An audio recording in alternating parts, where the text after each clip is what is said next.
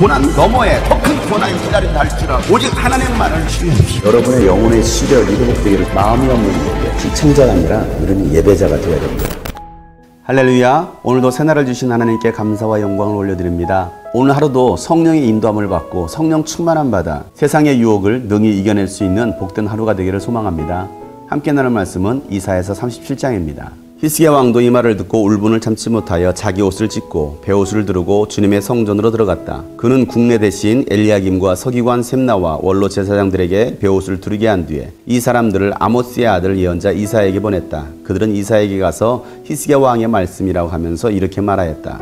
오늘은 환난과 징계와 굴욕의 날입니다. 아이를 낳으려 하나 낳을 힘이 없는 사모아도 같습니다. 주 그대의 하나님께서는 랍사기가 한 말을 다 들으셨을 것입니다. 랍사기는 살아계신 하나님을 모욕하려고 그의 상전인 아시리아 왕이 보낸 자입니다. 주 그대의 하나님께서 그가 하는 말을 들으셨으니 그를 심판하실 것입니다. 그대는 여기에 남아있는 우리들이 구원받도록 기도하여 주십시오. 히스기야 왕의 신하들이 이사야에게 가서 이렇게 말하니 이사야가 그들에게 대답하였다. 그대들의 왕에게 이렇게 전하십시오. 주님께서 이렇게 말씀하십니다. 아시리아 왕의 부하들이 나를 모욕하는 말을 내가 들었다고 하여 그렇게 두려워하지 말아라.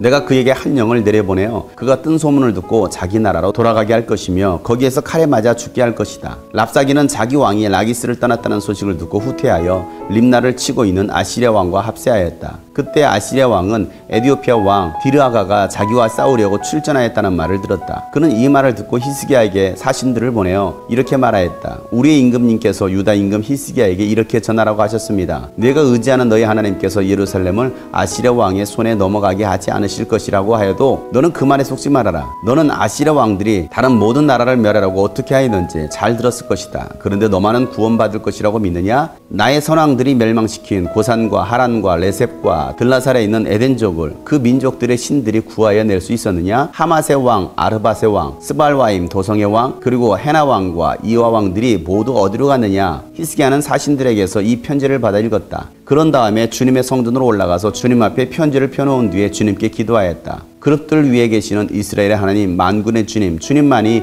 이 세상의 모든 나라를 다스리시는 오직 한 분뿐이신 하나님이시며 하늘과 땅을 만드신 분이십니다. 주님 귀를 기울여 들어주십시오. 주님 눈여겨보아 주십시오. 살아계신 하나님을 모욕하는 말을 전한 저 사네립의 망언을 잊지 마십시오. 주님 참으로 아시리아 왕들이 여러 나라와 그 땅을 마구 짓밟아 버렸습니다.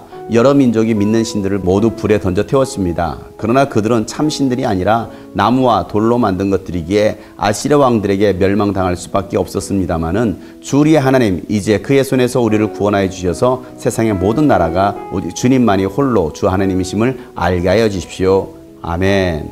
히스기야 왕은 아시리아 왕 사네립이 보낸 랍사기의 말을 듣고 낙심을 하고 두려워합니다. 그리고 울분을 참지 못하고 자기 옷을 찢고 베옷을 입습니다. 그리고 그가 했던 것은 주님의 성전으로 들어가는 것이었습니다. 인생의 위기가 찾아왔을 때 히스기야는 하나님을 찾습니다. 하나님의 성전을 향하여서 나아갑니다. 여러분의 삶의 위기가 찾아오고 고난이 찾아왔을 때 여러분은 누구를 의지합니까? 여러분은 어떻게 하십니까? 고난 중에 우리가 할 일은 하나님께 기도하는 것입니다. 하나님의 음성을 듣는 것입니다. 이방 민족 아시리아 왕에 의해서 하나님이 모독을 당하고 예루살렘은 굴욕을 당했습니다. 오늘날도 마찬가지입니다. 세상으로부터 교회가 굴욕을 당하고 있습니다. 짓밟히고 있습니다. 믿는 사람들이 고통을 당하고 있습니다. 이런 상황 속에서 우리가 할 일이 무엇이 있습니까? 우리는 전혀 힘이 없는 사람과 같습니다.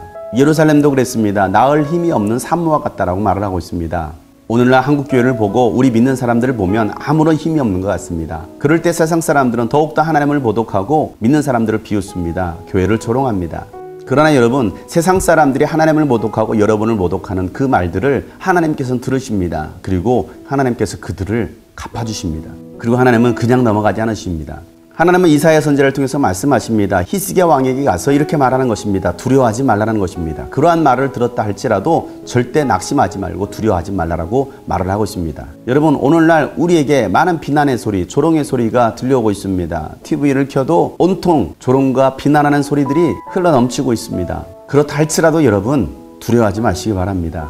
하나님께서 다 듣고 계시기 때문에 그렇습니다. 하나님은 아시리아 왕 사네립이 예루살렘을 포위하고 장악하려고 할 때에 에디오피아 왕 디르아가가 아시리아와 전쟁하겠다라고 출전했다는 소식을 듣게 됩니다. 디르아가는 그 당시 이집트를 완전히 격파했던 이집트의 나일강의 최강자였습니다. 그가 사네립 왕과 전쟁하겠다고 출전했다는 소식을 듣고 그는 후퇴하게 됩니다.